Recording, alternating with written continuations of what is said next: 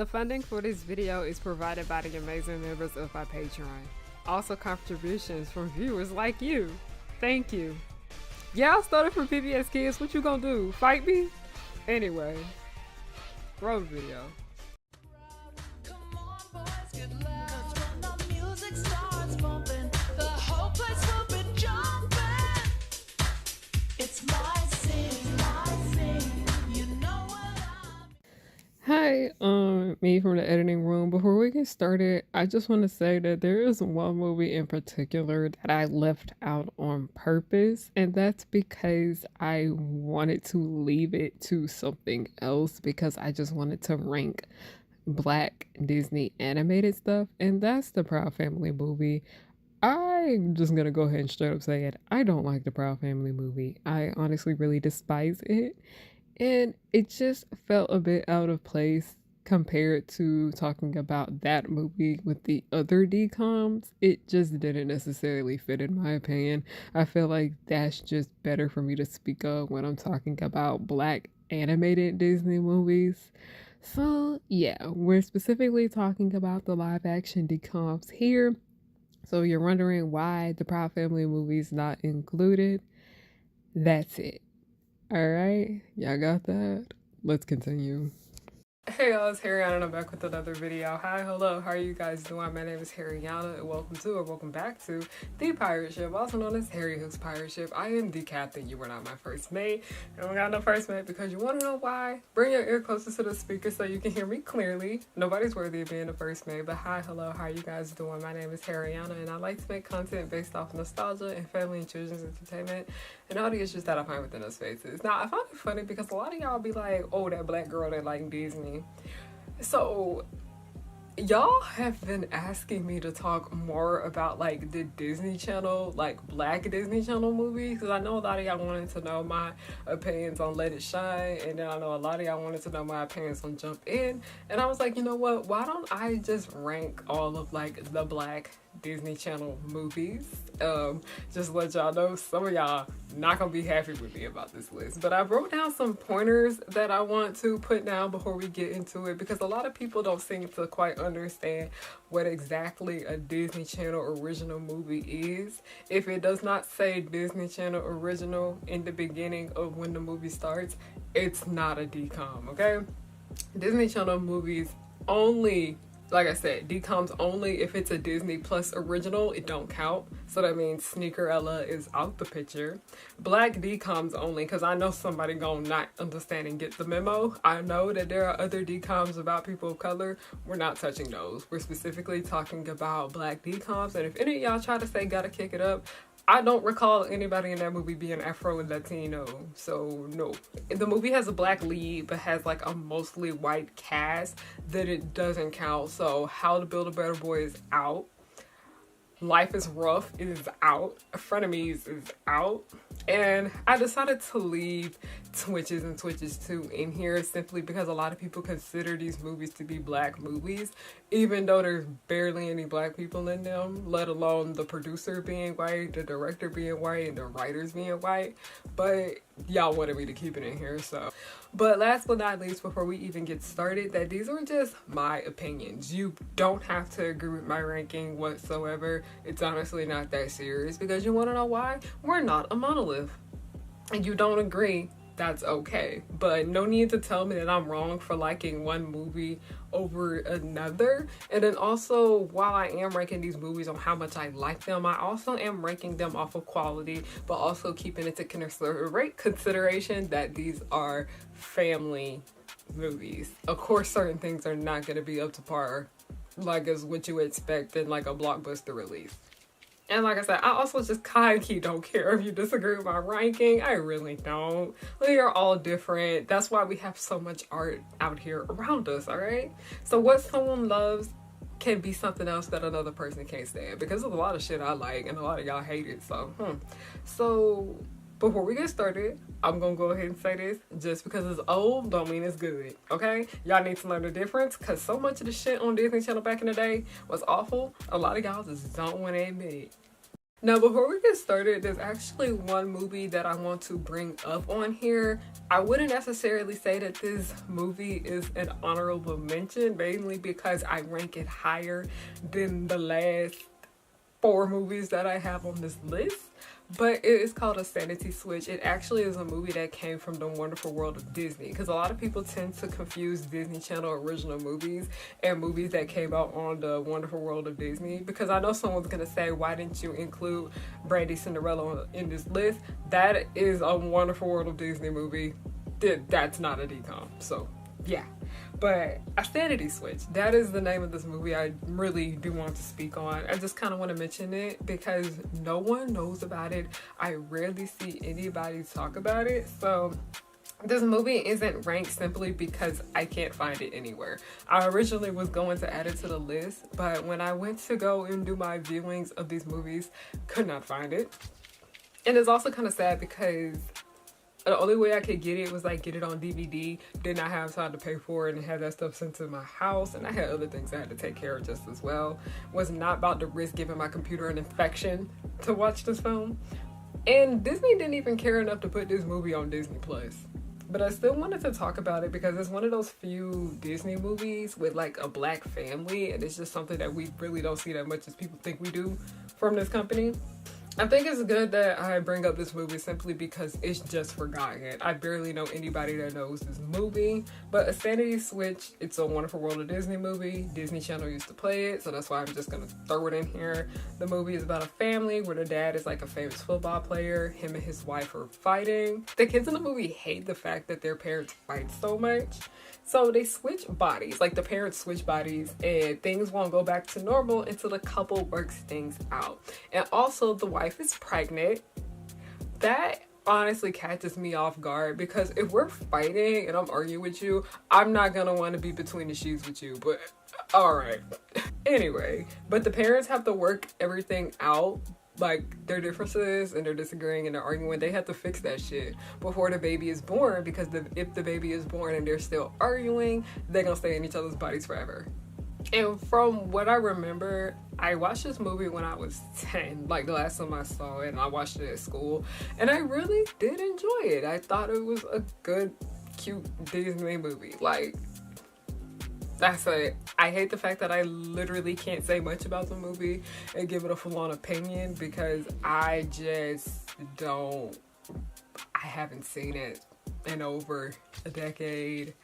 So yeah, that's A Sanity Switch. If you guys are familiar with the movie, I feel like we're just gonna have to bombard Disney until they put it on the website on Disney Plus, because we can't find this nowhere. It honestly upsets me, and I feel like more people should see this movie because we do need to have more black family entertainment out here. And it's sad because there's a lot of black family entertainment out here that just kind of gets thrown away and you can't really find it nowhere. So yeah, please Disney. Okay, now I can shut up. Let's actually get into the rankings, because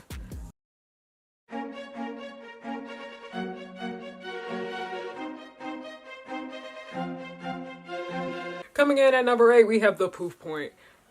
I hated this movie. This shit was ass. Like, somebody play Ass by Big Sean, because that's what it was. Ass, ass, ass, ass, ass. I hated it. Mind you that this is a movie I didn't like when I was little. I disliked it even more. Let me tell you, you know something is bad when it's bad by family entertainment standards. It literally is that terrible. I thought people were over-exaggerating when they were talking about how bad this movie is. But no, it honestly is that horrible. It deserves to be forgotten. Okay, I hate it because I actually really did like the cast in the movie, the black family in the film. It had Taj Mowry, as you all know, that basically is Tia and Tamara's brother. It had Raquel Lee, and it also had the man from Hanging with Mr. Cooper, and it had one of the ladies from A Different World. I hate the fact that like I really liked everyone in the main cast, but let me tell y'all, a lot of people were talking about how they noticed that the acting was really bad in this movie. I'm sorry. I felt like they were just giving a horrible performance because it was a terrible script. The writing was honestly awful. But I feel like I didn't even really get into what made it a horrible movie. But The Poof Point basically is just, it's based on a book, by the way. Let me tell you, Is it just me or like the worst family entertainment movies be like based on books? Because I found out Zapped was based on a book too, and I was like, it's ass. But the Pooh Point basically is a movie about this family where the kids don't get along with their parents because they feel like their parents just don't understand them. But then their parents are also like mad scientists. And I'm somebody that loves the mad scientist trope. So I thought I was gonna really enjoy this movie. Absolutely fucking did not. Basically, there is an experiment that goes wrong and it causes the parents to age regress. What's the word? But basically they just keep going down in age, and basically they have to figure out how to, fix it before they like poof out of existence. Let me tell you, the movie already, it started off really chaotic and irritating, and I was just like, okay. But I noticed that the more the parents age down, the more uncomfortable I became. I felt like the movie kind of would have worked a little bit better if they switched out the actors. Like when the parents aged down, they brought in different actors. Like I felt like that would have worked out better with like not dealing with it being really uncomfortable. But I feel like the book was like that too, where like honestly, I just don't think it's a good story. But the parents just like kind of stayed the same, but they like the age went down in it. I was not enjoying it. I did not have a good time with this movie, but I high-key don't want to just spend a lot of time just shitting on this film because I understand that there is hard work that goes into the story. I know the person that wrote this book was proud of that. That's why I just like want to be more considerate about when I talk about bad things though. But it's obvious. You ever watch something and you can tell that the people in it just kind of don't want to be there or they didn't like it? I feel like that was like how the Poof Point was. But when it comes to acting, you kind of have to take what you can get. And it'd be hard out here for black actors, especially when this movie was made. Like a black actress was just trying to take everything they could get. When one thing in, you got to go find work somewhere else. So I can see why they did this movie. Baby, it is not good. I can see why nobody talks about it. It's disturbing. It's honestly disturbing, and I hate it. I did not like it. I hate the fact that I feel this way because knowing that it was based on a book, that hurts me because I know writers be putting everything into their books. I want to find something good to say about it, but like I said, I've seen this cast act in other stuff, like the main black family. I've seen them in other things. I've seen them in great in other things, so I know they're good actors. This movie, it just seemed like nobody wanted to be there. It was just not good. It's terrible. All the horrible reviews I have seen for this movie, I agree. And then also they said something, they praised Ronald Reagan in this movie. And I was just like, a black movie praising Ronald Reagan. Disney, did y'all not do y'all research before y'all found this? And then also, a part of me, you know how a lot of times I'm pretty sure the family in the book was white. They switched them to black. I don't know.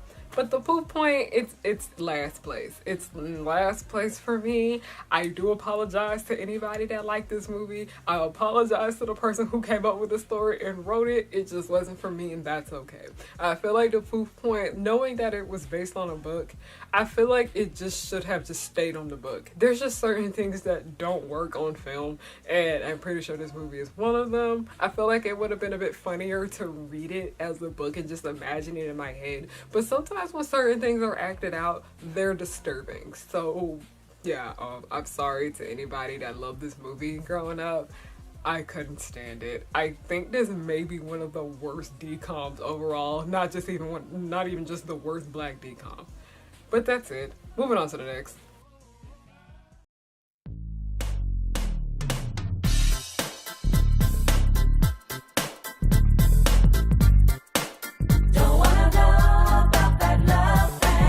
Coming in at number 7 and number 6, because let's just go ahead and get both of these things out the way. Twitches 2, number 7, and then Twitches. Yes, the sequel was terrible. Are we surprised? No, that's a usual thing. I'm gonna be honest. I was really skeptical about adding Twitches on this list because there were not that many black people in this movie. I understand the Poof Point, but like that was like a whole black family and they were all pretty much brown skinned, but like this one, I understand that there is a lot of talks about like Tia and Tamara being biracial, but like Tia and Tamara are not white passing, but that woman that played their mama was white passing. We barely saw the person that played the people that played Tamara's parents in the movie, and then also on top of the fact that the director is white, the producer is white, the writers are white, but y'all really wanted me to keep this in here, so there we go. I don't like these movies. I absolutely don't.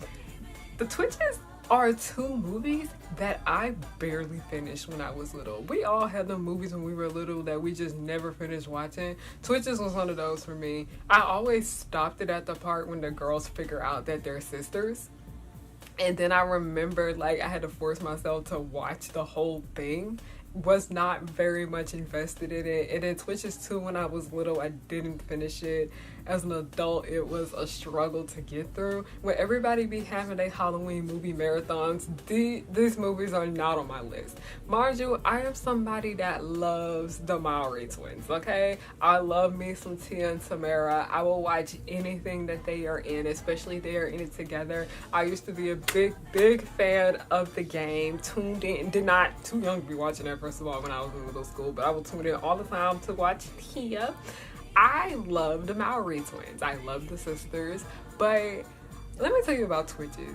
Just go watch Sister Sister. Twitches is basically just sister, but fantasy, I'd say. And I'm somebody that doesn't necessarily care too much for the fantasy genre. I don't go there. It's not my place. I don't like it all that much. I just kind of gotten bored of it. I had engaged with so much fantasy growing up. I'm to the point where it just isn't for me. But then also when I was younger, it just didn't make sense to me. So much of the lore in Twitches felt like very sloppily put together. And it kind of sucks because when you look at this movie, it's stunning. Like, it's visually stunning. The cinematography, that we're not talking about the special effects because remember this is Disney Channel, but like the cinematography, the setting, the outfits, the makeup, the music, it's a beautiful film. The vibes are on. And also Tia and Tamara are two people that I like to enjoy watching on television. Like if you're somebody that enjoys watching Tia and Tamara perform, go ahead and do that. But even with that, I still had a hard time enjoying these movies, especially the second one. Like the second one, I constantly just found myself on my phone the entire time. But with the first one, I was just like, okay, it's like Sister, but in a Disney Channel movie. And mind you, a lot of people tend to think that Sister is Disney Channel, and it's not. Disney Channel used to just have syndication to it. They used to just play it there all the time. Did not have a good time with this film whatsoever. Tia and Tamara deserved a much better movie. I'm gonna just say that. They worked with what they had. Tia and Tamara are great actors with each other. They're funny, they're witty, they're cute. We enjoy them. We love watching Tia and Tamara. And I feel like that is the reason why so many people kind of hold this film near and dear to their heart, because they like the twins so much. Like, I get it. I understand it. I completely get it. But as a standalone, like trying to take Tia and Tamara away from this movie, looking at just the story, I'm somebody that is really big on that story. It didn't hit whatsoever. Everything else was on. They even had Allie and AJ on the soundtrack. It just didn't slap. But like I said, the really bad movie reviews are kind of over right now at this point. Like I said, somebody worked on that. Somebody put their heart into that, because actually Twitches, like the Poof Point, was based on a book.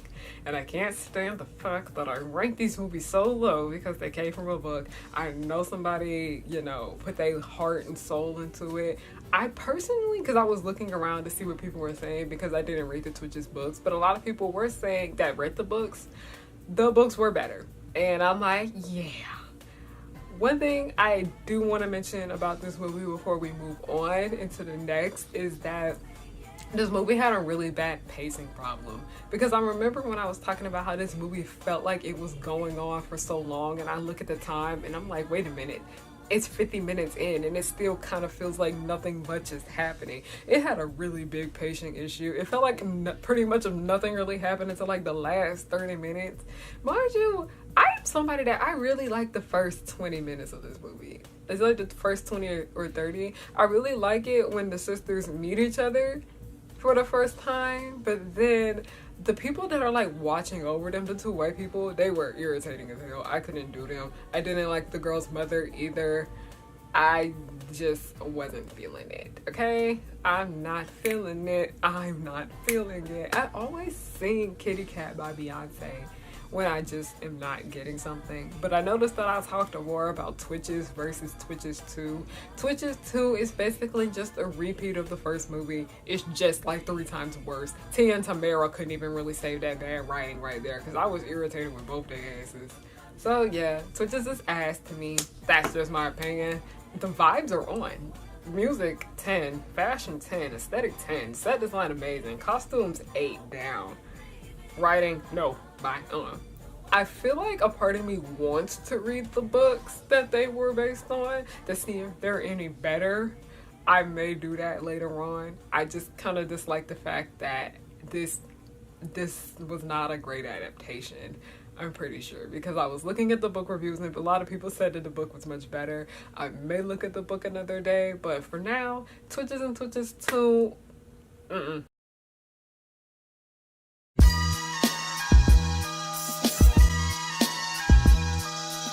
I already know I'm gonna get really ate up for this. I already know. But we are in a section of the Disney Channel movies that I actually like now. So yeah, be a little nicer on me. The Cheetah Girls. I have spoken my shit about this franchise. If you are not familiar with how I feel about the Cheetah Girls Disney adaptation, I have a whole entire video about how Disney whitened that shit up. And the reason why you're wondering, why are we only talking about the first Cheetah Girls movie? Why are we not talking about the second and the third? Because the first one really is the only one that classifies as a black movie. Those other two don't.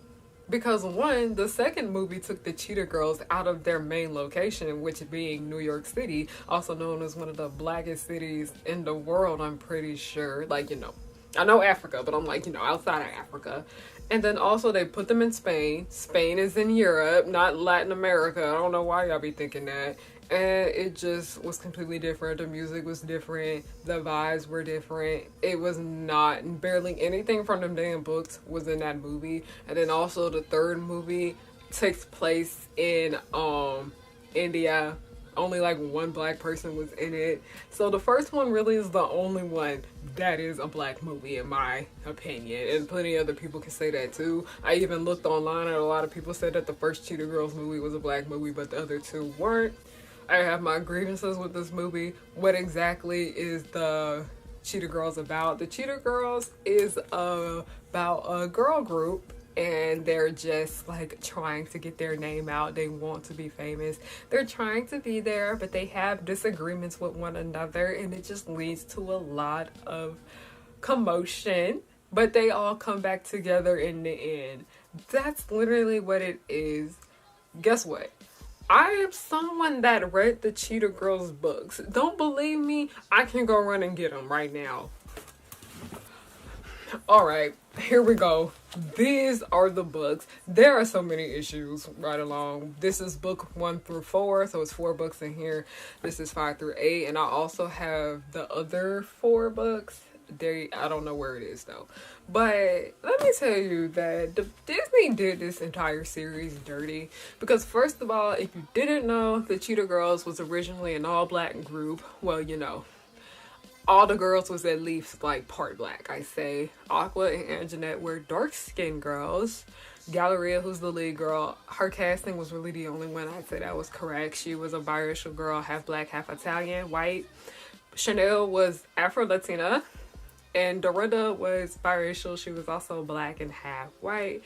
Disney went and changed the shit over here, pulling that we want every girl of every race to be able to see themselves in this. And I'm like, why couldn't we just keep them all black like they were in the book? They ended up changing Chanel to just being brown Latina, played by Adrienne Malone. They got rid of Anjanette, and then she was played by a lighter skinned actor by the name of Keenly Williams. That was Aquanet.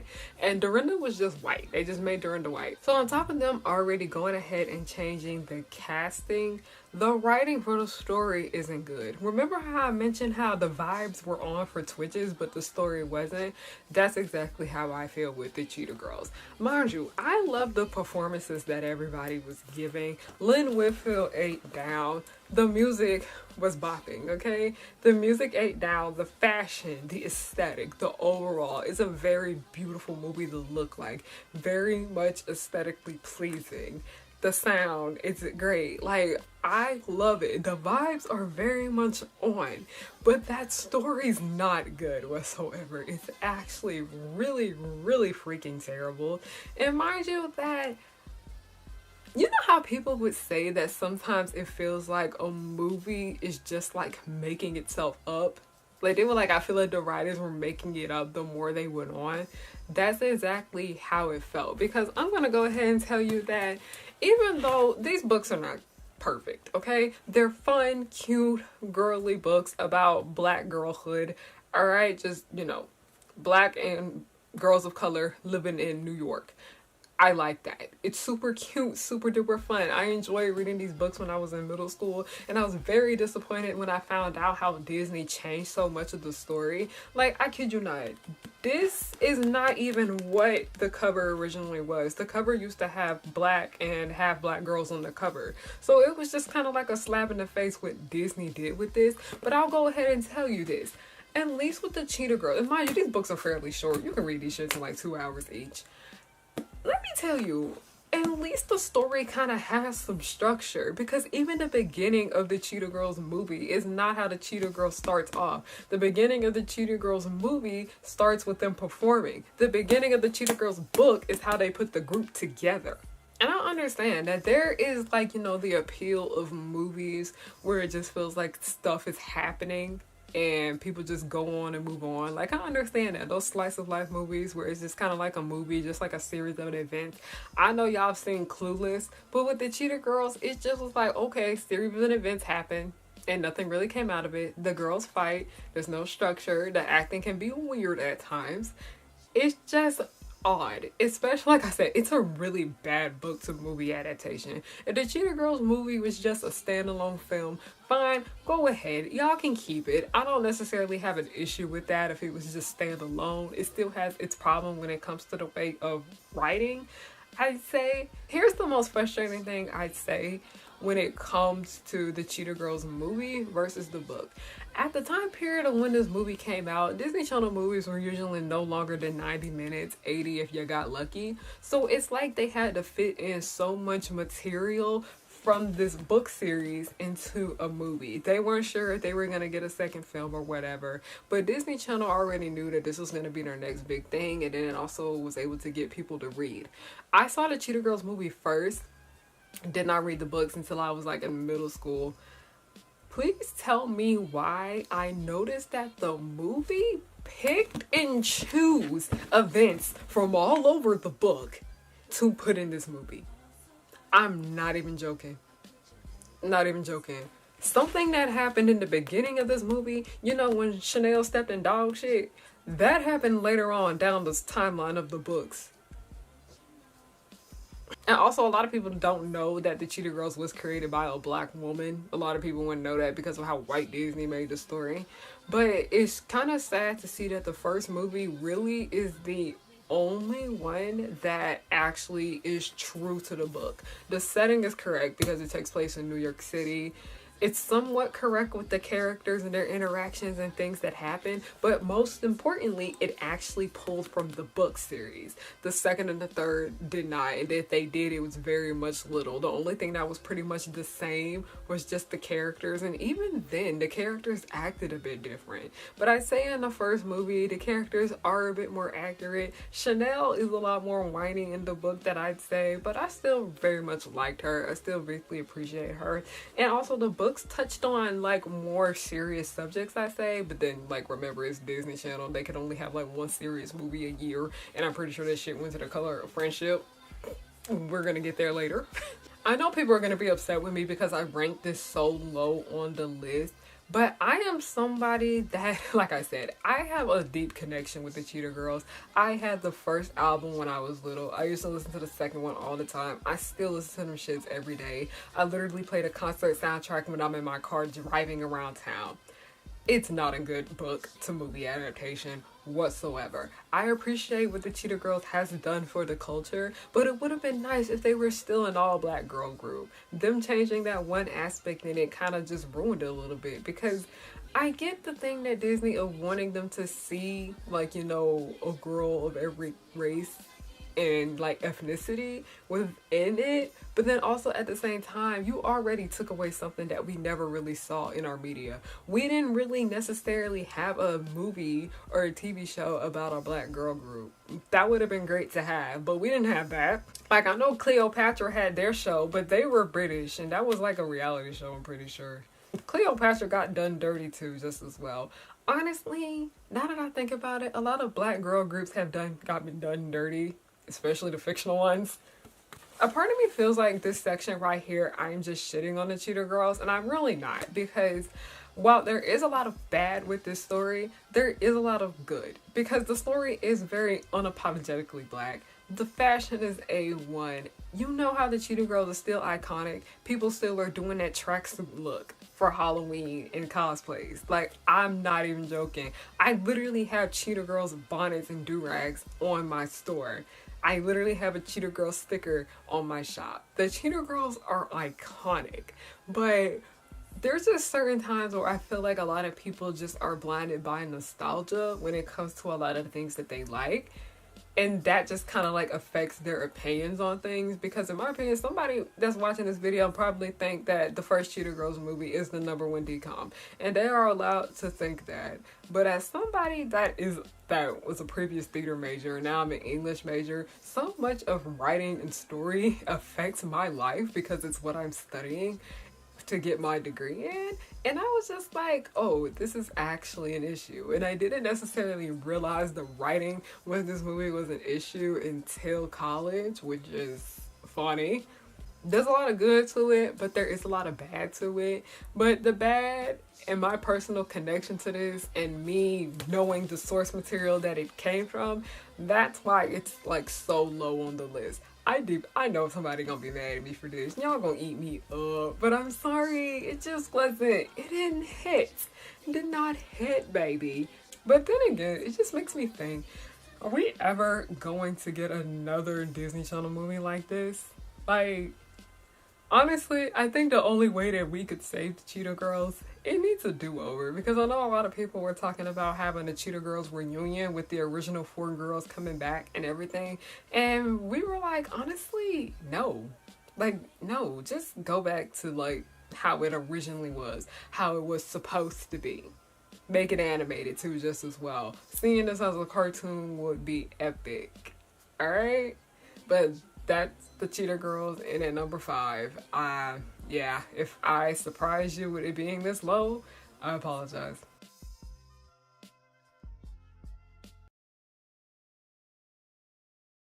Hi everyone, the captain here. I just wanted to get on here real quick and tell you guys thank you so much for your support. I have gotten so much fan art from you guys, and I've met plenty of y'all in person at the conventions that I have been at. And also, thank you guys so much for coming to the panels that I host. It means so much to me. You guys are so great. I appreciate every little last bit of support you guys give me. Thank you, thank you, thank you. I can say thank you 100 times, but I truly do mean it. Thank you.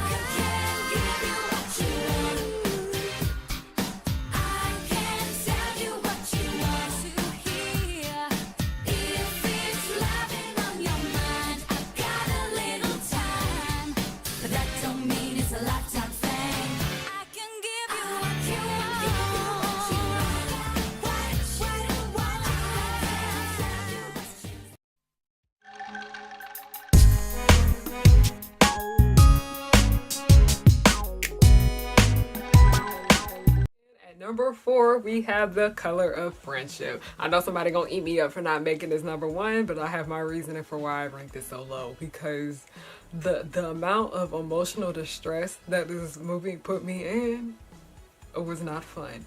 This story literally screams my quote that I will be adding on a shirt to my website soon.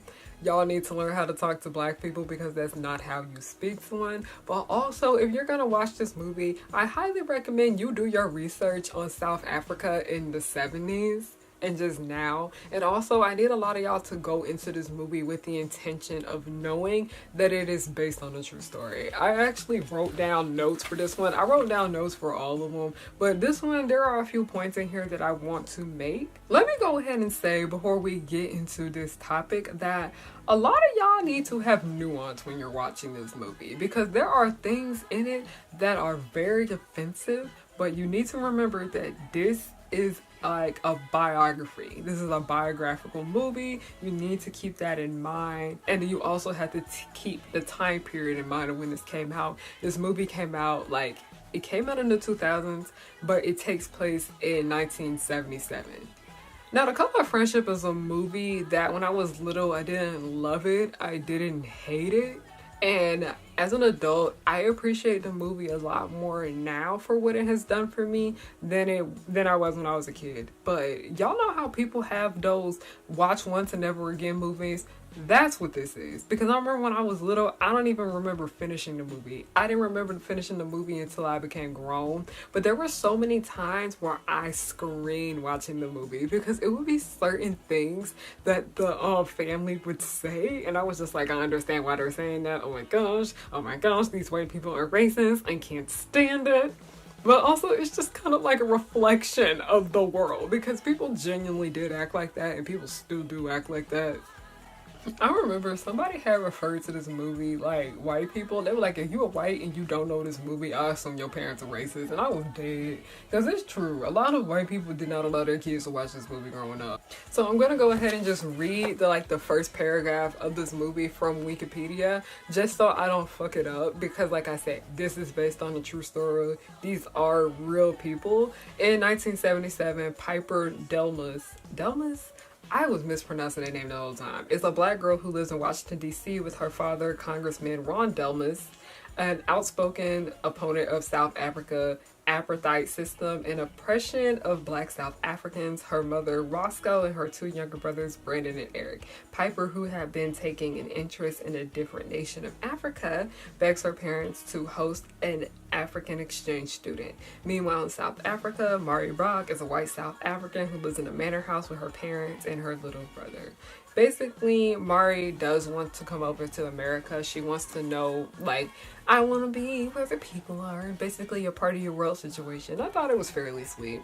So basically, Piper's parents allow her to, okay, we'll get into this for an exchange student. Mari's parents allow her to come over to America, and you can see that there is so many cultural differences with the girls, because when I was little, I was so confused when I watched this movie because I had no idea white people lived in Africa. I did not. I was so lost, but I found out that I needed to do my history on South Africa. Y'all most definitely need to do your history on South Africa, but especially within the 70s and still now, South Africa is not very kind to black people, despite that being black people's motherland. And we see how the family and just the white people in South Africa treat black people, and it's actually very disgusting. And the way they speak about black people too is very nasty. Like, the entire scene with the restaurant was very disturbing. Like, I really couldn't stand it. It really grinded my gears. And also, I really did not like the way that the family treated their mammy. Mind you, the mammy's purpose in the movie, like I said, it was a period piece movie, so it makes sense why they had a mammy character in this. Okay, I'm not trying to sit here and talk about the mammy stereotype. No, that literally was their house servant. Deeply liked her, and I'm kind of happy to see that the house servant, what is her name? Because I don't want to they already dehumanized that woman enough. I feel like I need to call her by her name. Flora. Her name is Flora. one of my favorite characters within this movie. But Flora basically told her, Mari, that she thinks that if she goes over to America that she may learn something and she may be nicer to people. Because while Mari is pretty much nice to Flora, she sees that she is starting to pick up on her parents' racist ways. But it's also really sad to know because Mari is a reflection of a lot of y'all. Okay? She is a reflection of a lot of y'all. And I'm not even trying to be funny when I say that. I'm not trying to be mean. But a lot of y'all have told me that y'all have racist white parents. And you weren't able to unlearn your ways until you got away from them.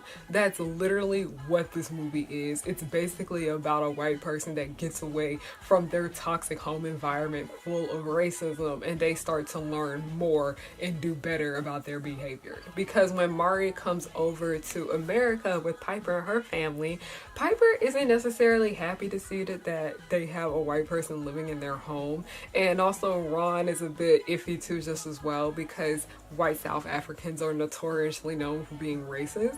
Understand that I have had to deal with my fair share of racist white people in real life.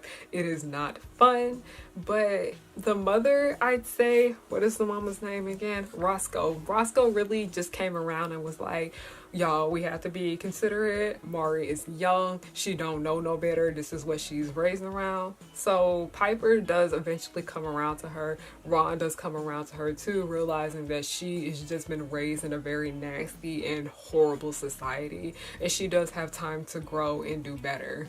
But y'all, I didn't realize, because as I have learned so much more about race as an adult, I'm trying not to cry, but I was like in shambles watching this movie. It's just a lot of things in this movie that I didn't pick up on until I became grown. And it was honestly really fucking nasty and just scary to see the way that the white people just treated black people within it. Because that's just like, it's sad to see that this movie takes place in the 70s, and it's really scary to know that so many people still think like this today. Like, I try not to get on here and cry when I talk about the subject of race because it does make me really emotional, but also my minor is in African American studies, and a lot of you guys have been begging me to talk about this movie since 2020, but this is the reason why I just can't do it, because this movie had me ugly crying. I could not do it. I was a hurt. And I know we need to talk about the entire situation with the N-word scene, because as you guys know, the N-word with the hard R is said in this movie. And when I got to this scene, I was just like, oh my gosh. But basically, in South Africa, Mari is talking about how different everything is there because black people are made out to be the villains over there versus where Piper and her family live in Washington, D.C. Because we even see that Mari is like really scared of black people. When she gets to the family, she literally runs and hides into Piper's bedroom. And that's why Piper didn't really like her that much, because she figured out that the girl was racist. But when her mother came around and told her, she just needs to unlearn her ways. She does slowly start to become better. And it was really beautiful and sweet to see their friendship grow. But there was an entire situation with the N-word being said, and it's because they had different kinds of words for black people there, and it's so weird because you know how we have our stereotypes over here of like black caricatures. They have theirs too, and it was one particular word, and I don't want to say any of these words because they're slurs, and I don't want to speak that. These are things that I'm pretty sure are not reclaimed in our society, but she was like, why do you keep calling me this? Does that mean the N-word? And she was like, oh no, that doesn't mean that. It means you're one of the good ones. Remember, we had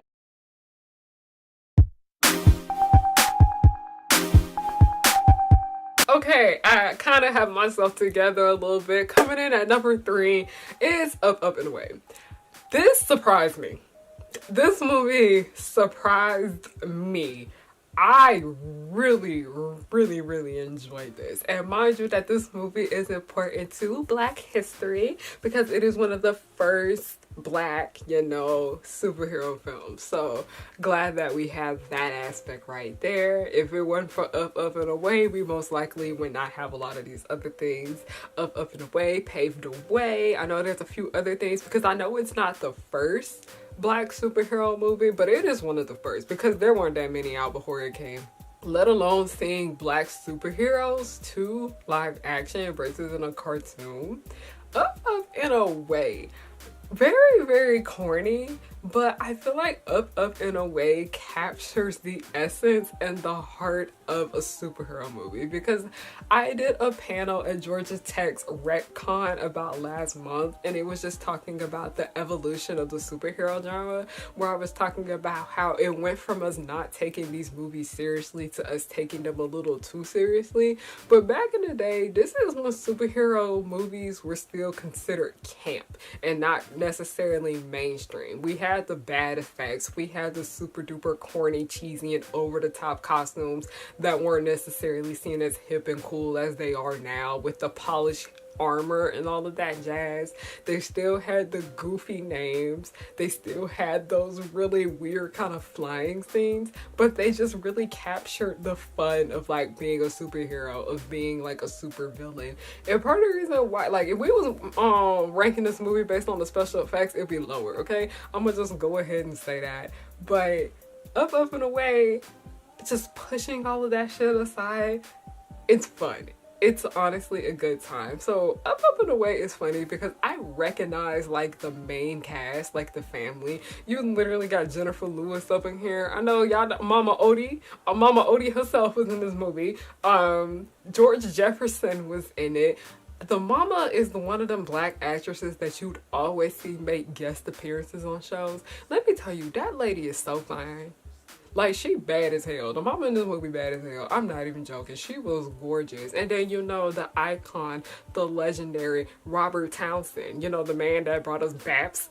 One day, I'm just gonna have to make a video about the cultural significance of Black BAPS and why that movie just matters so much, and also how Robert Townsend has just left a really big impact on our media. And I am blessed to say that I was able to meet that man too. And I feel like I may be a little biased to Up in a Way right now just because I'm a big fan of Robert Townsend, but he deserves his flowers. And also, part of the reason why I think this movie aged well is because Robert Townsend directed it too. Not only did he act in it, he was the main character, he was like the star, what sold the movie, he also directed it just as well. And one thing about him, it doesn't matter what he's doing, he puts his all into it. He puts his heart and soul into it, no matter what the script is, no matter what it's for. And that is one thing I truly, deeply do appreciate when it comes to this man's work. So what exactly Up in a Way? Up in a Way, it is a mix of Encanto and My Hero Academia. And then I'd say a touch of Sky High too. But more so Encanto and My Hero Academia. Guys, to the family, so you'll have the basis down to that, and then we'll get into the actual superhero stuff with the white people. You thought like you was gonna be mad at white people after watching The Color of Friendship? Oh no, they're gonna piss you off here too. The movie tells the story of Scott Marshall, the son of two great superheroes, Bronze Eagle and Warrior Woman. All of his family members are gifted with superpowers. His father, Bronze Eagle, has the power of flight, superhuman strength, and invulnerability. His mother, Warrior Woman, has the power of superhuman strength and superior hand-to-hand combat. His brother, Silver Charge, is gifted with superhuman speed, electrical magnetism manipulation. His little sister Molly, who constantly shows off her powers, showing much of her family's annoyance, has X-ray vision as well as heat vision. His grandfather Edward is known as the Steel Condor and has the ability of superhuman strength, invulnerability, and flight, and has an ongoing feud with Superman. His primary complaint is that Superman's alias is Man of Steel, which makes Edward the Bird of Steel.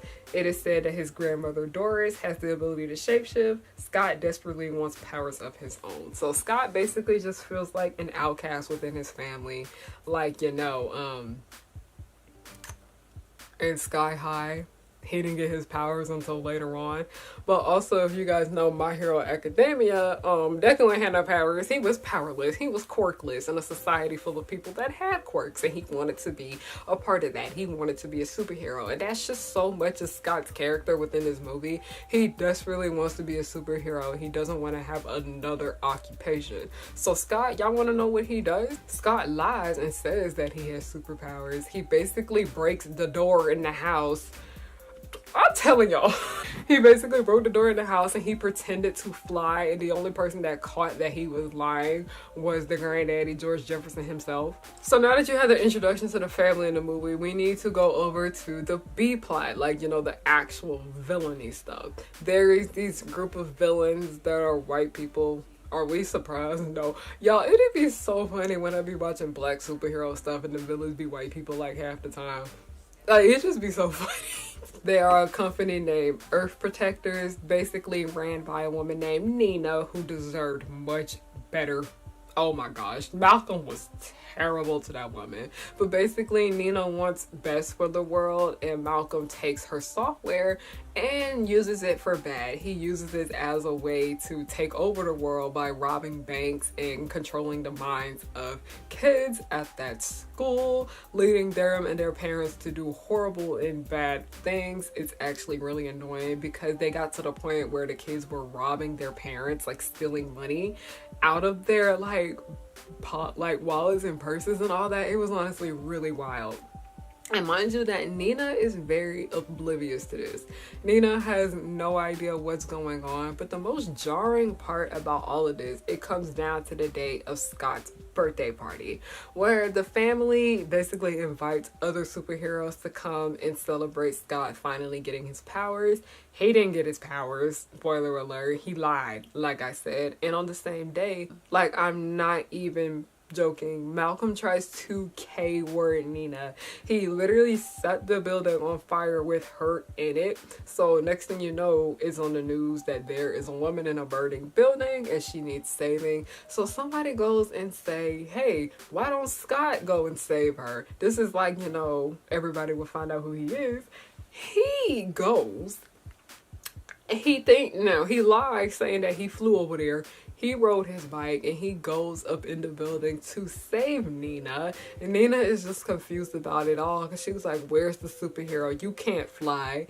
Him and Nina almost D-word because they almost fall out the burning building. But basically Scott's father comes and saves him. Scott gets in trouble for lying because he could have risked his life along with Nina's. Malcolm ain't too happy to see that Nina is still alive. I'm telling you, this was wild.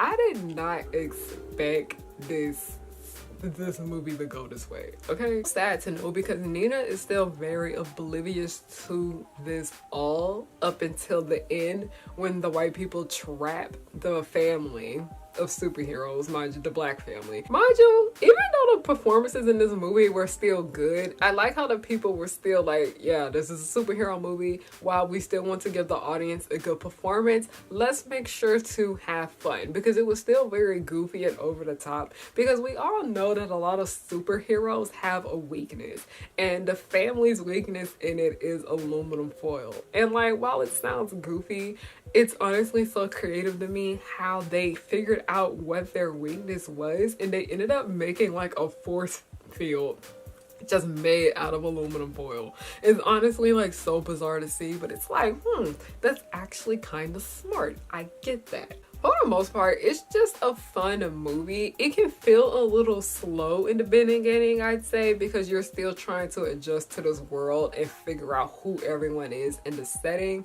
It doesn't necessarily pick up a little bit, I'd say, until Scott's birthday, but even still before then, it's still very enjoyable. The family is hilarious. The movie's actually really funny. It still has a lot of heart to it, and it makes me really sad to know that a lot of people have not seen this movie. So if you have Disney Plus, I highly recommend you go watch Up, Up, and Away.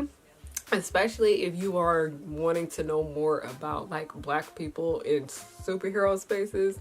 This is a good one that I recommend because like I said, if it wasn't for Up, Up, and Away, we wouldn't have a lot of these other things out here because this movie did show that we do belong in these spaces and we can be superheroes and whatever. And mind you, even though this is like a family superhero movie, I enjoyed it a lot more now than I did with a lot of recent superhero stuff.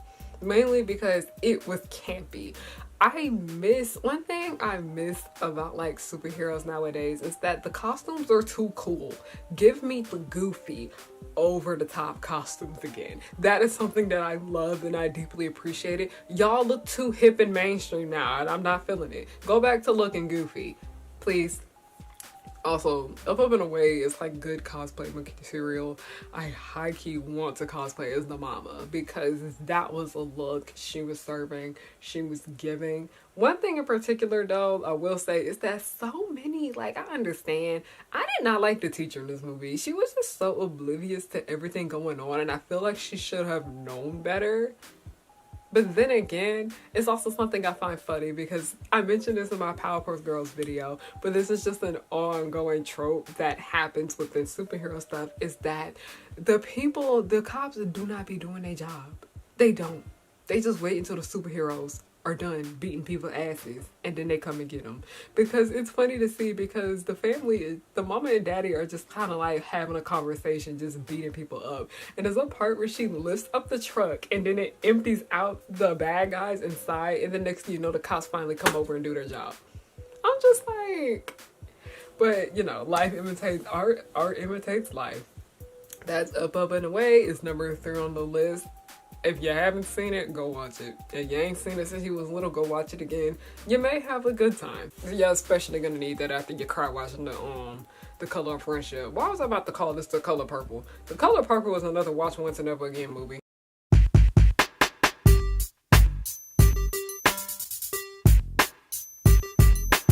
Coming in at number 2, we have a tie. I'm sorry, y'all are not gonna make me pick between these two movies. I love both of these films equally.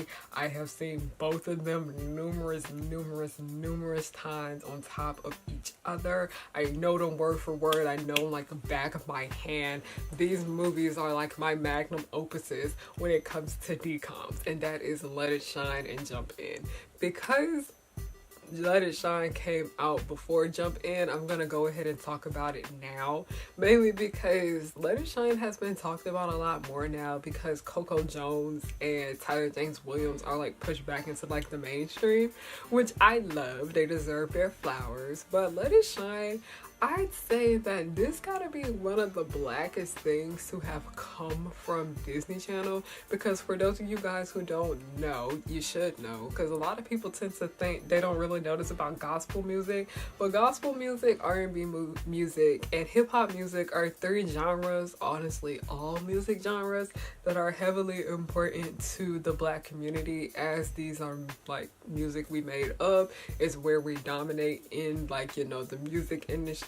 So to see a movie that surrounds just the 3 of these things, it's very much interesting, I'd say, but it's just kind of like a battle between who knows what and who does this and who does that. And then it also just takes place in Atlanta, which is something that I truly do appreciate, because this is kind of like I say, it's like black excellence. It's like the mecca of black people. I think that's what people call it. But a lot of people like to refer to Atlanta as like Black Hollywood. The culture in this movie is there, but they did their researching on it, and I have to give them their props. Chloe and Halle was in this movie.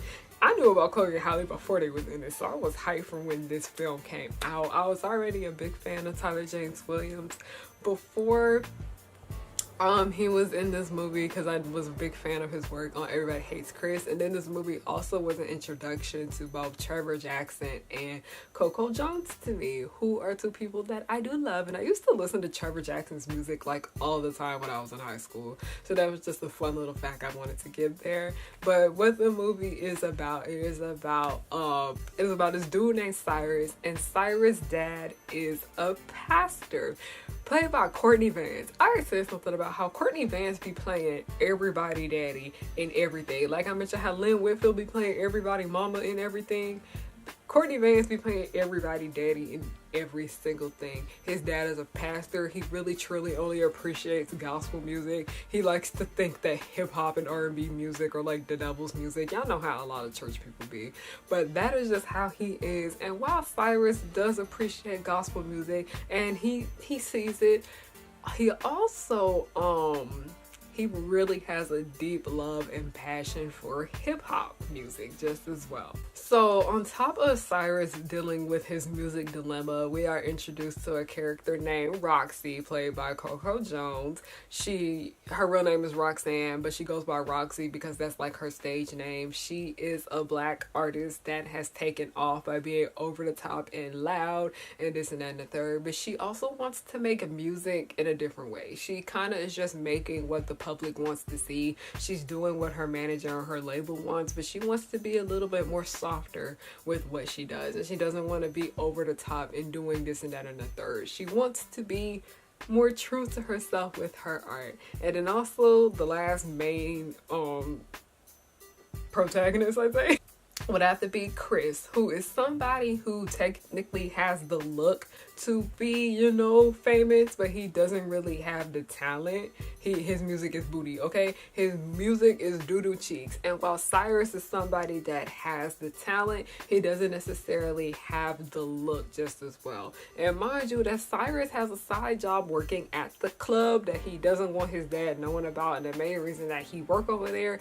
is because, like I said, he has a love for hip-hop culture. He has a love for the music, but his family, his dad in particular, he isn't too keen on it, mainly because I do have a bit of an understanding of it, because hip-hop music is very much misogynistic. Same with R&B music too, where it can be very nasty. I get the dislike towards it, but then also a lot of church people be judgmental as hell. One thing I find particularly interesting about this movie is that it shows a side of the Black community, something that I have not necessarily seen when it comes to the sake of family entertainment, because we see how, you know, the Black church is played out in numerous other Black films and TV shows, especially when it comes to like Tyler Perry Productions, and we all know those usually take place and film in Atlanta. It's very interesting to see that this is the first time I really saw this like in a family entertainment series, because I'm pretty sure I've seen it in A Proud Family. I've seen it a few other places too, but here this is the first time I actually ever seen it go in detail, and it is so interesting watching the scenes when they're in the church and you see how lively everything is, because that is the experience of being in a Black church. That's exactly how it feels. The energy is just giving. It's beautiful. And speaking of beautiful, the movie is stunning. I really love the aesthetic of it. Mind you that this movie came out like in the early 2010s, so we know things was looking very funky, but the way things were looking at that time period it looks very good. I really did enjoy the costumes when it came to Roxanne's outfits, because she was talking about how she doesn't necessarily get to dress the way she wants, and I can see why she ain't gonna dress that way. Everything was just very much giving Lady Gaga. And mind you that that's just not what she wanted to do. That's just not who she was. She wanted to be more true to herself and have it be a little bit more toned down. You know, you had your typical graphic tee, cardigan, sneaker, Vans, and jeans look that was going on there, but I really did enjoy how over the top Roxanne's outfits were. And mind you, all the performances in this movie were given, especially Nicole Sullivan. Y'all may be familiar with her work on Kim Possible as she voiced Shigo. Hilarious, very talented woman. I recognize her voice anywhere. So when I watched it, I was like, that's my Shigo. That's Shigo right there. And I just think that's just how she talks in real life. She is able to hit like comedic timing perfectly. She is great comic relief. She plays comic relief characters very well. I felt like when the movie took itself a little bit too seriously at times, they would bring Nicole Sullivan's character in and it would just balance everything out, because we have to remember this is a Disney Channel movie. The performances, so much fun. All of them were amazing. The choreography was great, but it's the one scene. What is the song called? Also, I love the soundtrack. I still listen to it to this day. I used to play it all the time. Also, McKay from Euphoria is in this, and anybody wanted to know that. This is my first time I saw him. It was in this movie. And then also Brandon Michael Smith was in this movie too. And it was very funny to see them, because if you're familiar with who Brandon Michael Smith is, he basically played Nico on Funny with a Chance and So Random. Seeing him in this movie play a completely different character actually showed that he had range, and he's very talented, and he's still doing pretty well right now with acting. So I really did need to give him his flowers there. Also, y'all, I'm praising Let It Shine, but like, y'all remember it's a Disney Channel movie. Of course it's gonna be corny, and this movie could be very corny at times, because there even was a little fight scene in the film, and I was just like, oh. Tonight's the Night, that's the name of the song, where basically it was just a performance in the club. I'm telling you, the performances were fun, and you can tell like while watching this movie that it was a lot of fun to make. And I realized one reason why it just seems like it was fun to make, because this is something that we didn't necessarily see from Disney before. We've never seen a Disney film like this, and I don't necessarily think that there's another movie out here that is like that, because yeah, we have Joyful Noise and we do have a few more of those like gospel church kind of movies, but this is a movie that just kind of blended all of the music together while still being very fun and lively. And I'm sorry y'all, I just can't get over how nice the movie looks. It's beautiful, and one thing I really did appreciate that it captured the beauty of Atlanta, because Atlanta, it be having its ugly parts like every city, okay? It be having the parts that look right, but this movie necessarily really did capture the beauty of the city, and I truly did love the choice that they pick for Cyrus's home. I love houses that look like that in general. So to see that that is what they picked for his house was really, really nice. Honestly, I feel like people gonna be mad at me for ranking it so high up on the list, but this is a movie that I love so much growing up, and I watched it so many times. I still know a lot of the songs on the soundtrack word for word, especially what I said in Tonight's the Night. Tonight's the Night slap. I know there's one scene in particular that I know a lot of people want me to speak on, and that is the rap battle. The rap battle, y'all be dragging it, but no, it was fun. It was something we never really seen in a Disney movie before. Mind you, this entire movie is just something we never seen on Disney Channel. But it was a rap battle between Brandon Michael Smith's character and Tyler James Williams' character. Mind you, we've seen Brandon Michael Smith dabble a little bit here and there with music, but Tyler James Williams is somebody that we never really would expect to make music, and he was actually pretty good at it. But that rap battle, I knew that shit by heart when I was in middle school. Like, it was bad. Me and my friends would be on the bus singing it back and forth, rapping it. Like, we really thought we were them girls singing the rap battle. Overall, I really want to give this movie its flowers. It's fun, it's cute, it has heart to it, it's camp. That's the thing with a lot of Disney Channel movies, is that they're camp, very campy at times. Because I was just like, ooh, okay, y'all doing too much. But I see the vision, I get the vibes, and it passed the vibe check. One thing in particular that I really had to say is that the only thing I didn't like about this movie now that I'm grown, it would have to be Trevor Jackson's character. I just found him unbearable. Like, oh my gosh. And I really didn't like the way he treated Cyrus either. You know it was a problem when the main villain of the story, who was basically Brandon Michael Smith, ooh, they got his ass bad, because he would be over here flexing and acting like he was hot shit when really he was over here driving a taxi cab and flaunting his music. And mind you, there's nothing wrong with driving a taxi cab, but he was over here pretending and acting like he had so much money when he did it. Which was funny, because he got clown right there on that stage, and he deserved it. He didn't have nothing to say after that. He was like, I saw you last week driving the taxi cab, and he just stood there and was like, did he just say that? And then mind you, that Cyrus would not have said that shit if he didn't come for him. Do you know how they say, don't, if I didn't send for you, don't come for me? He basically was sent for him, and he ended up getting ate up. I had a really fun time watching this one. It never gets old to me. Very warm place in my heart. Now let's move on to Jump In. So jump in. What exactly is Jump In? Basically, I'd say that part of the reason why I tied it is with Let It Shine is because both of these movies are movies that have to do with Black culture, as Let It Shine focused more on music aspect when it came to Blackness, but this one focused on double dutch, because a lot of people don't seem to understand, like, when it comes to like the subject of like roller skating and double dutch, these are two activities that are truly big within the Black community, and they're very special to us.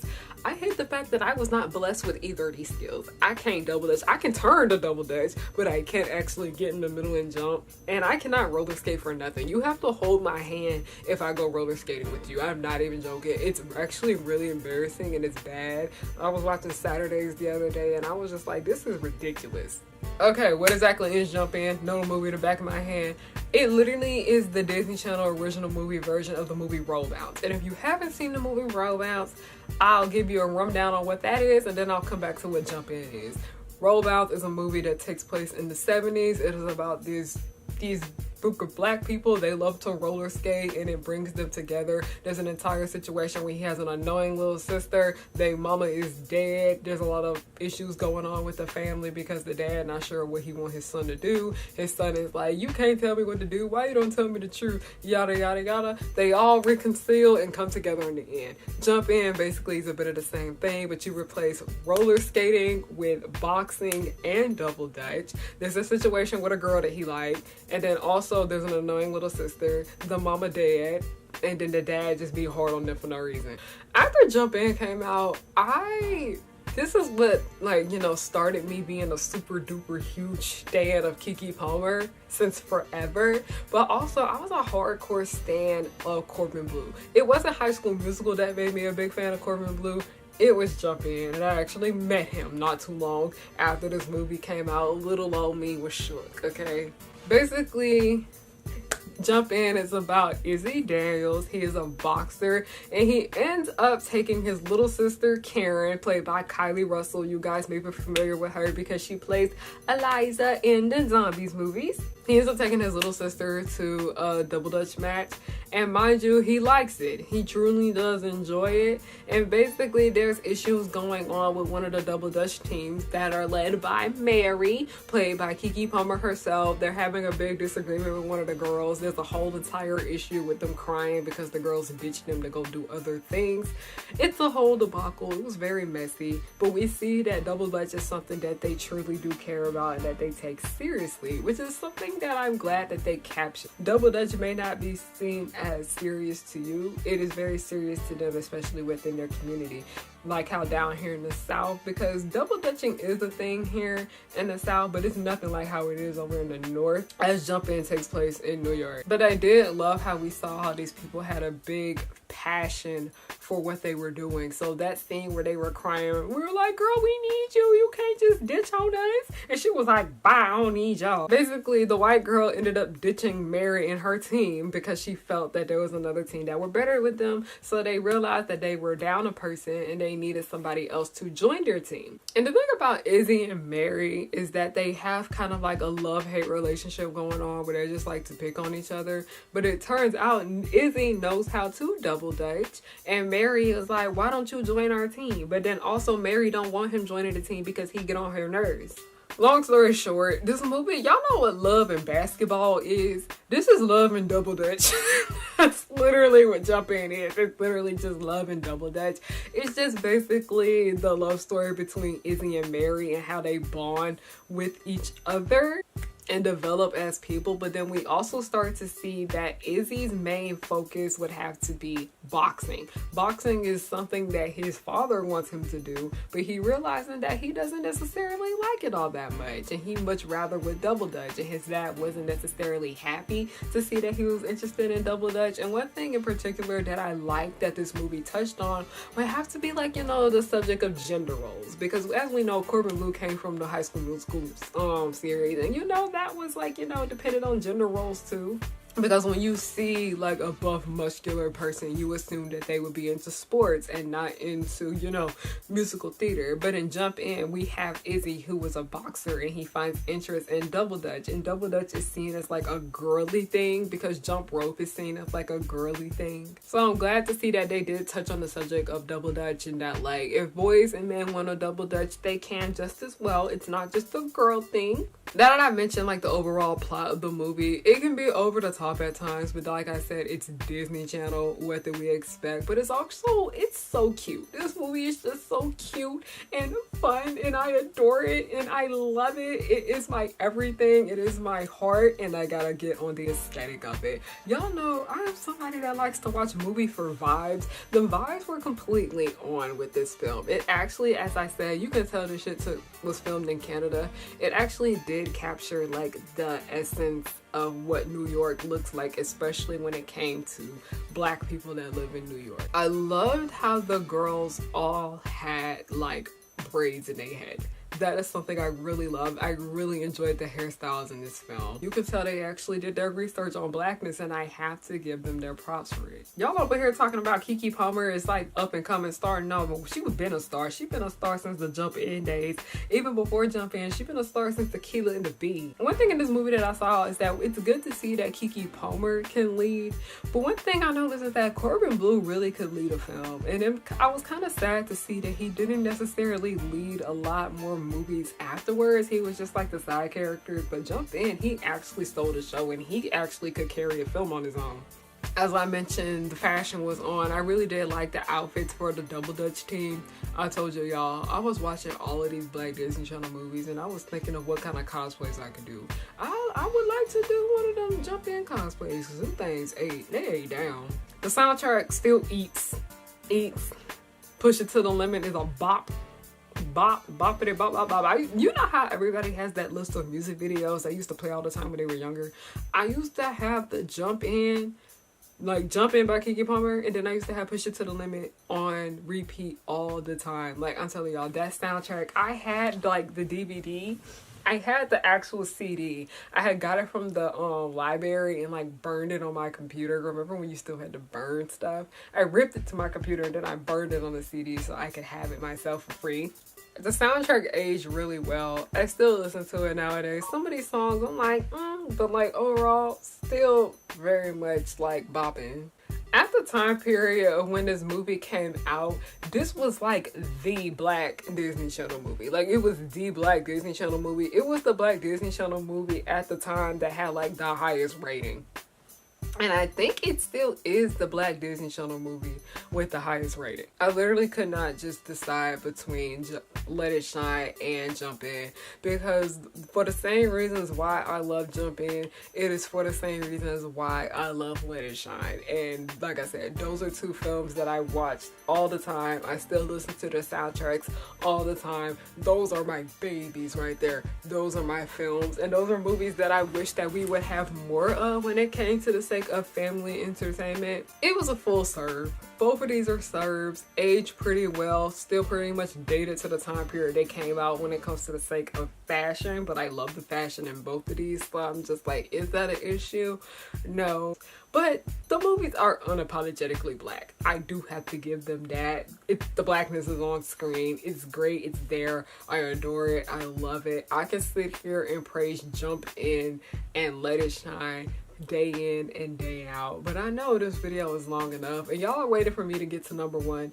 Some of y'all most definitely have never seen number one, and you're probably wondering what the hell is left, because y'all probably didn't even know this movie existed.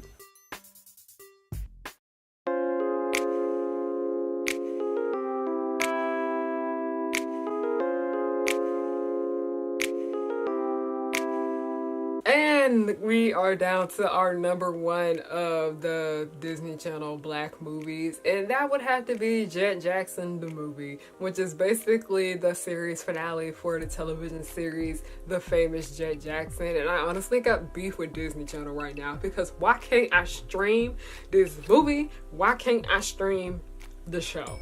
I need an explanation, please. I would really like one. Did it have something to do with the lead actor? I hope that's not it, but I find it very strange that this is something that we can't stream. Disney, come on.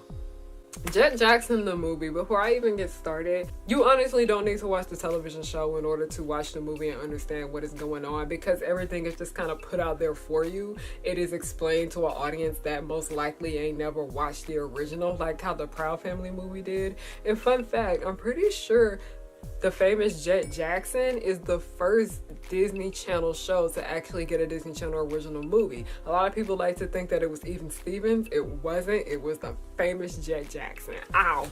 And before anybody tries to argue with me, the Even Stevens movie came out in 2003. Jett Jackson the movie came out in 2001. Honestly, this movie is beautiful.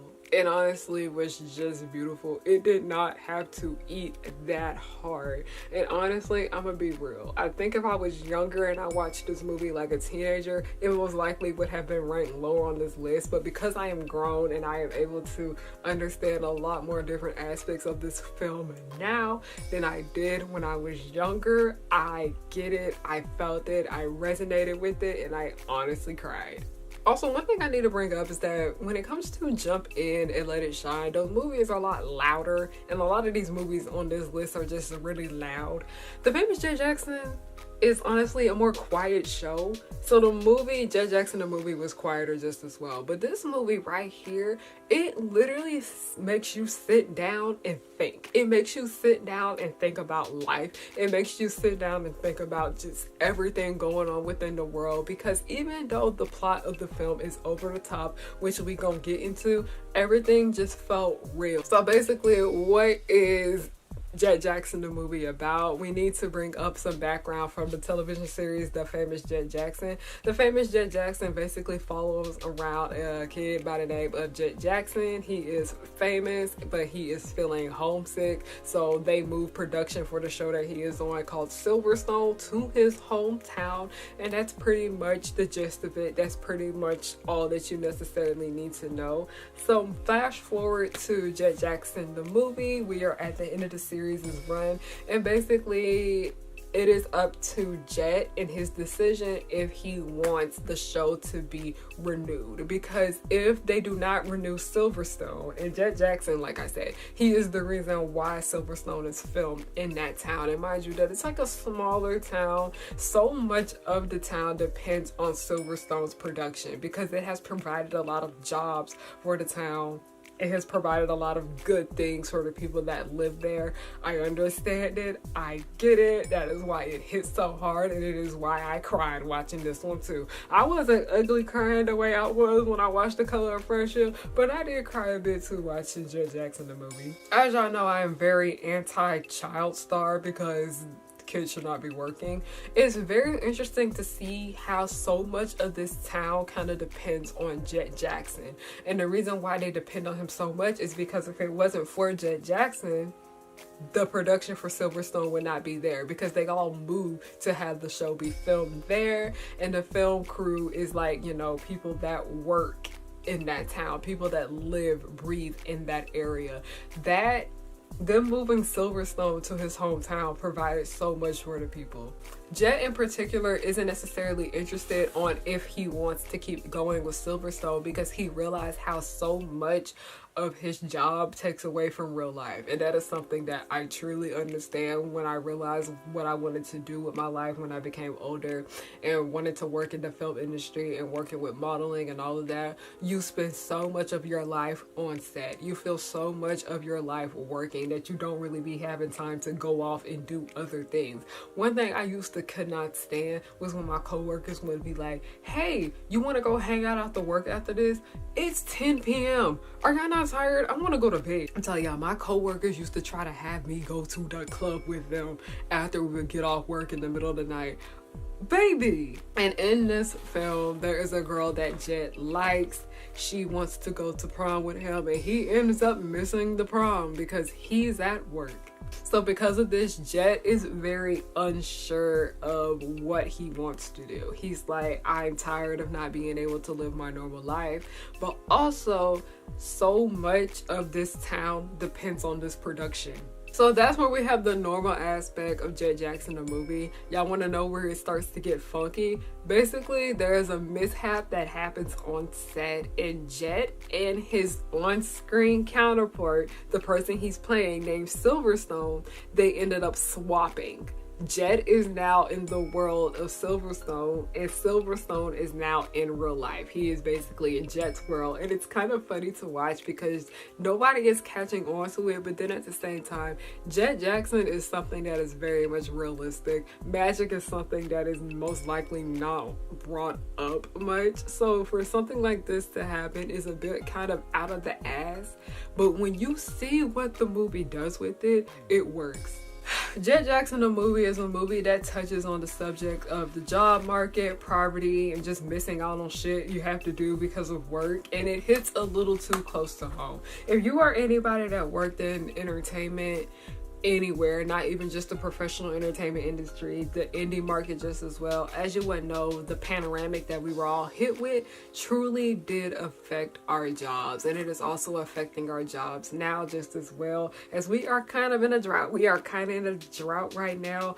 Not many things are being filmed. There are not that many casting calls going on. It's actually deeply really concerning, and at times like this, it's very scary and concerning for us because it's just like, oh my gosh, this is my job, this is my livelihood. I'm so used to me just being able to sign up somewhere and go to work, but now we're in a period where barely much of anything is filming, and we don't know what we're gonna do. Are we just gonna sit around and wait? Are we gonna go to another city to look for work? Are we gonna be able to find work here but then not get paid enough? It's honestly something really to think about, and it truly did resonate with me because it hit a little too close to home right now. Because if you guys don't know, Y'allywood is in a drought at the moment, and it's scary to see because I heard rumors that the writer's strike might be happening again, and I don't like that. And also, y'all didn't hear this from me, but there's been like a lot of budget cuts. That aspect of the film really did hit me because people seem to like, you know, sit here and not realize how important the film industry actually is, because people don't really be thinking anything of it because they're just like, oh, it's whatever. They make TV, they make art, and art is something that is genuinely shunned upon. That is something that I have learned, that people don't necessarily take the entertainment business that seriously, or people who are just creators in general. Like, you see a lot of people don't be taking YouTubers seriously.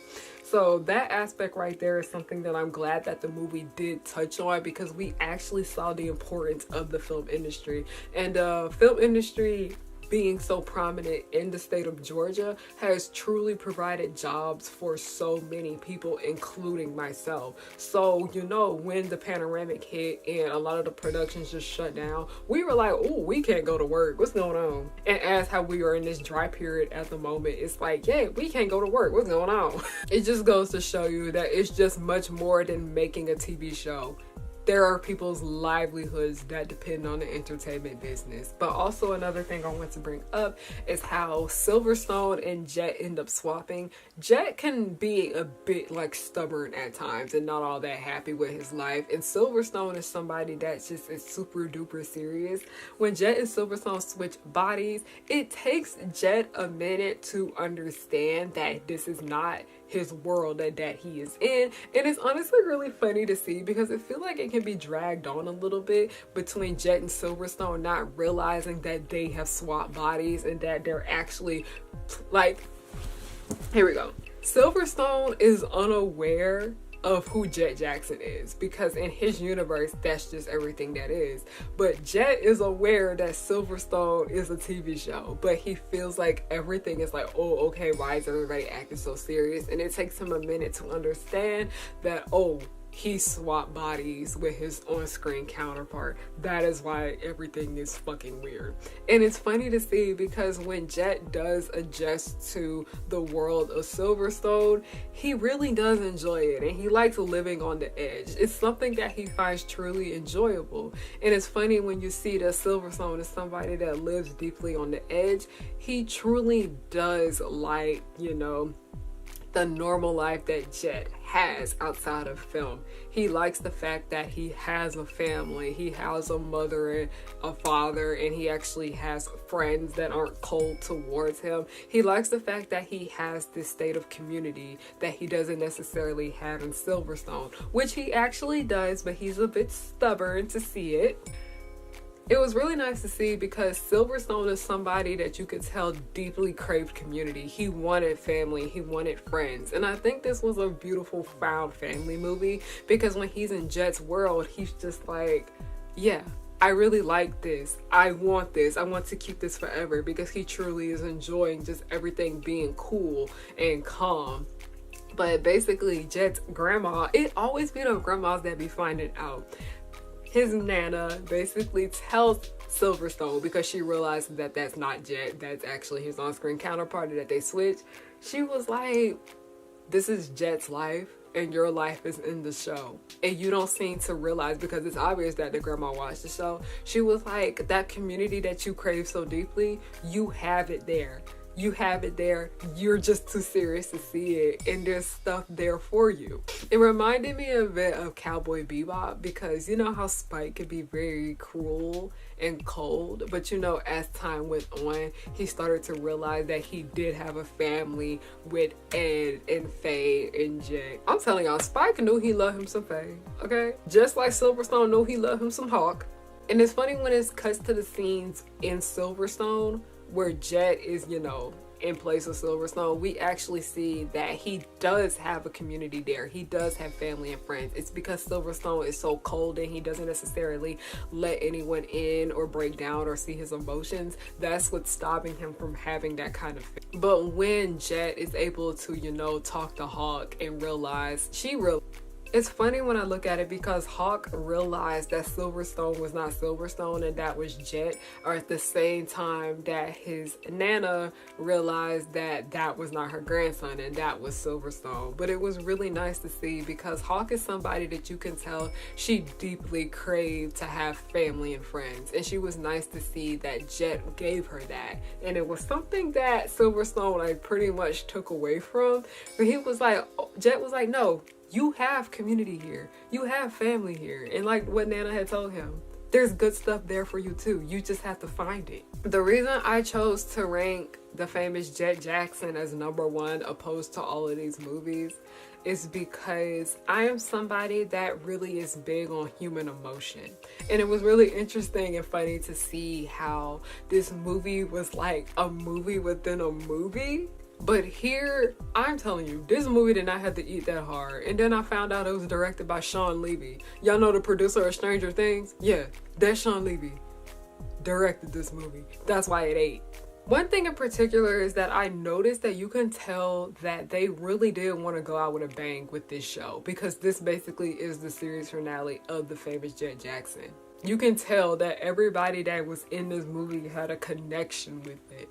They actually put their effort into it and made an amazing film that truly can just stand apart from the source material. Like, the performances were actually giving. The people there were actually taking the script seriously. I really truly enjoy it. I really wish that more DCOMs that came out around this time period had more heart to them, like the famous Jett Jackson did. Because as much as I love the Cheetah Girls movie, and I feel like so much of that had to do with the fact that it was a bit sloppy with the sake of the writing. Oz Scott is a great director. I really do like his work, but that writing truly needed some editing. When it comes to the script for Jett Jackson the movie, I don't really have any complaints with it, I'd say. The famous Jett Jackson isn't necessarily based on anything, because Jett Jackson the movie isn't something that I say is based on a TV show. It's basically just the end of the show. As I mentioned in the beginning of this review, I think the film is beautiful. Like I said, I am somebody that really truly loves movies where it's just a lot of conversations between characters. That is why I love Quentin Tarantino's Death Proof so much. That is where the heart of this film was. It's not in the action scenes, it's not in the special effects or anything like that. It is when you actually see the human emotions of everyone in this town. And you can see a lot of people's reactions to certain things were very much valid, because the love interest was really hurt by the fact that Jett stood her up. And then there was another kid in the class that was worried about what his parents were going to do, because they worked on the television show and he wasn't even sure if they were gonna, be able to afford to put food on the table. And then you saw another person that worked in the town talking about how he may have had to sell his house. It felt so real to the world that we live in, especially the time period that we're in now, especially with us being like in a housing crisis and a job crisis, because the job market is trash right now. Jett Jackson the movie aged very well. I highly recommend you guys watch it. You can really just rent it. I found it on bootleg, don't tell nobody. We have come to the end of the Black Disney Channel movie rankings. Did my list surprise you? Did it not?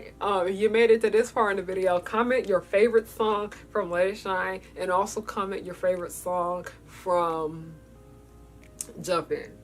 Part of what I do is because I am somebody that is on a goal for family entertainment to be taken more seriously. And I feel like when we want things to be taken more seriously, we gotta have more nuanced discussions about this said entertainment. And I am somebody that gets annoyed if people just constantly shitting on family entertainment simply because it's like made for kids and not necessarily pointing out the actual harmful things within it. But here with this list, I didn't want to necessarily shit on any of the movies. Like I said, I hated the Poof Point. I hated Twitches 1 and 2. But also at the same time, I truly think that those movies most definitely could have been better. And then the other movies that I put on here, I enjoyed. Some were better than others, some were worse. But these are films that I really do think are of quality.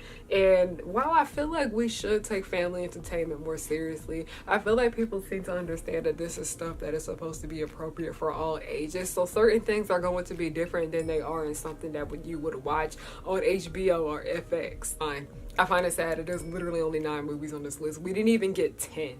We didn't even get 10. Disney Channel, please make more black movies, okay? I know that a lot of the movies are moving over onto Disney Plus, but I didn't even realize how little of movies there are. It honestly kind of makes me sad that this video is not that long, because it's a long video, I'm gonna go ahead and say that. But the Modern Girls, their video about the Disney sequels, which y'all should go watch, is actually really good. Love the channel.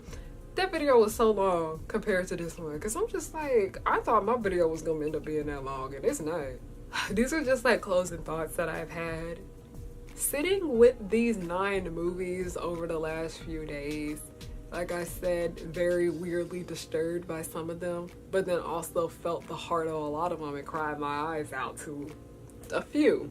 I find it beautiful how we can find a beauty in pretty much anything, because while somebody may think that all these movies are completely stupid and idiotic, there's somebody out here that thinks that these movies are art. And one particular channel that I want to praise would have to be Yara's Age channel, especially when it comes to the movie Jawbreaker, because I remember that movie used to get shat on, and she actually praised the movie and found the good within it. And I feel like when it comes to a Let It Shine and a Jump In, a lot of people don't actually sit down and think about the heart of the films, and barely anybody talks about Jett Jackson the movie. And I just wanted to get on here and express how these movies are just really important to me, but also important for the culture. And I feel like people can understand that they can find a beauty in pretty much anything. That's pretty much all I got to say for this video. I hope you all enjoyed it. Have any of y'all noticed that when we wrap up the videos, we play I Love Your Girl by the Dream? Comment I Love Your Girl by the Dream if you got to this point, because I feel like nobody has caught on to the fact that when the video starts to wrap up, that's the song I play. But that's all I gotta say. Thank you guys so much for watching. If you guys want to know ways you can support me, my shop and blog, I was supposed to have a new blog post, but something got in the way. HarryGotAHook.com, link to that will be down below. My Instagrams are linked down below. Patreon, Ko-fi, will be opening up commission soon. But yeah, that's pretty much all I gotta say. Thank you guys so much for watching, and have a good night. Now that you see, you should beware of the power of 3. They come to fight as fast as they can. They're dangerous yet fabulous. Professor Utonium made them eschew. They are the colors of pink, green, and blue. They'll catch you in the blink of an eye and do it all before bedtime. They coming through and fighting, and everyone they shocking. You know no one can stop them all because of the chemical X. They coming through and fighting, and everyone they shocking. You know no one can stop them all because of the chemical X.